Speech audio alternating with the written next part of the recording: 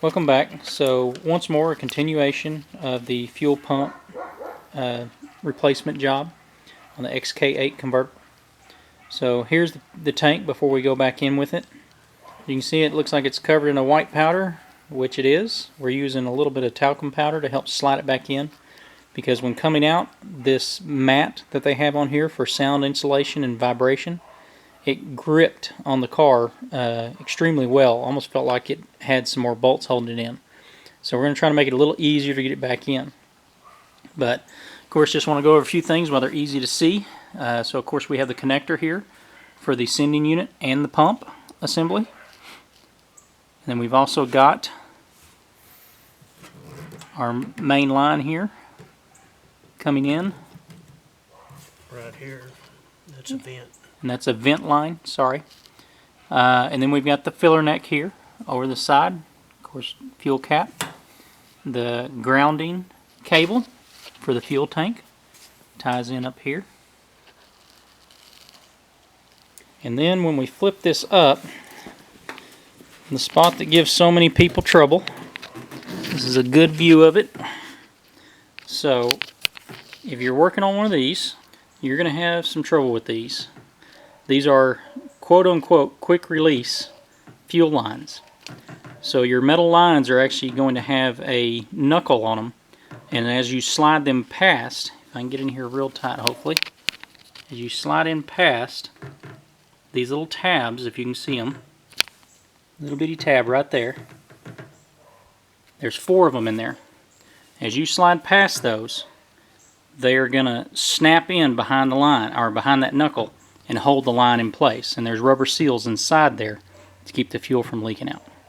So that's the place where many people have had trouble getting these replaced and back together. Here we are with the fuel tank going back in. As you see, it is a tight fit, and we do have several things to be concerned about, namely wires on both sides of the tank, as you can see. And this tank filler neck, as he's trying to work it in there. But like I said, the wires, as you can see, we're getting close to them over here. As you go by them, you got to be careful, because these edges on the tank will cut them and destroy them real quick. And you sure don't want to have to replace a harness. So at this point, we have the tank back in, as you can see. But we have a couple of places that you want to be real careful with. Like I mentioned before, these wires. So you want to be real careful and not cut those.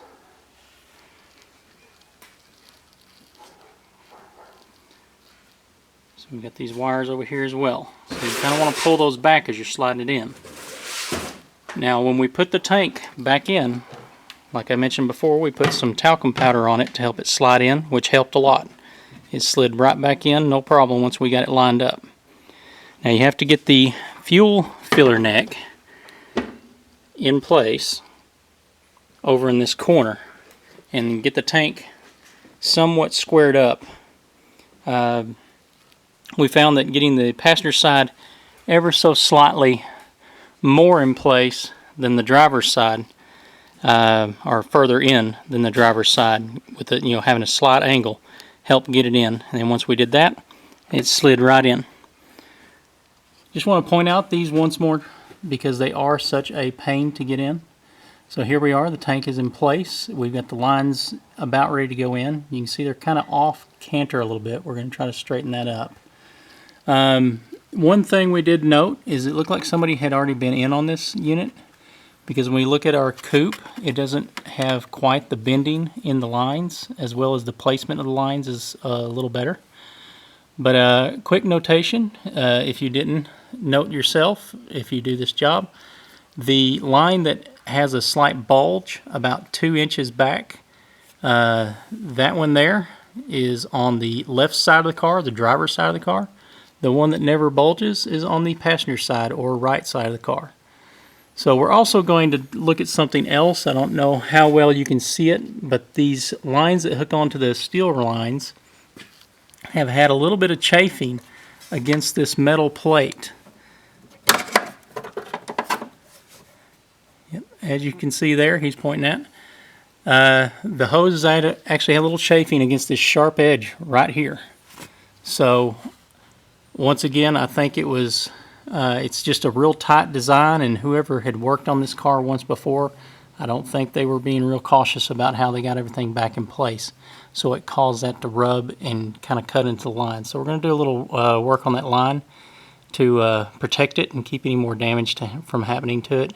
The line itself appears to be just fine. It's just been shaved off a little bit. And like I said, we just want to protect it so that no more damage is done to it.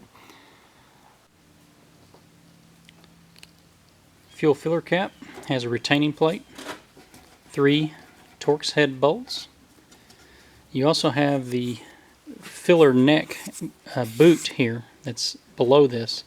You want to get it put through the hole, and it has a flange that goes against the body of the car that lines up with this plate. Simply put your plate over the top, line up the holes, run your screws down.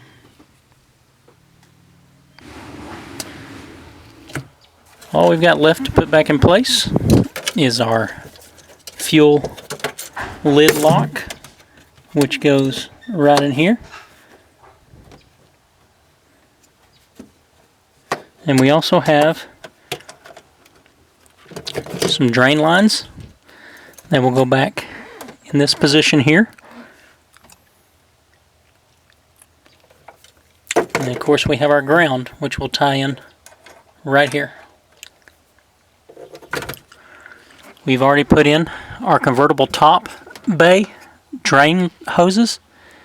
This allows any moisture that gets into the convertible top bed to drain out through to the bottom of the car. So see here, this line here heads up and then up into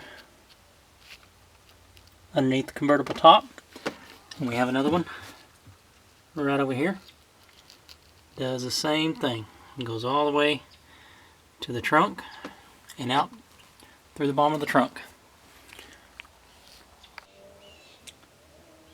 The fuel filler door electric latch is in place. Pretty simple install. Easier if you have 2 people, one person can hold it in place. But this here is retained by a simple nut with a guide on it, as you can see here. So you've got the latch itself and the guide that will help you get your door closed correct every time. So there's the actual moving part. And this guide you want on the downside, that's going to actually hit against this latch piece here. And it's tapered so that it'll hit and push it in the proper position. So just a simple little plastic nut, so do be careful. It's only about a half turn and it locks it in place.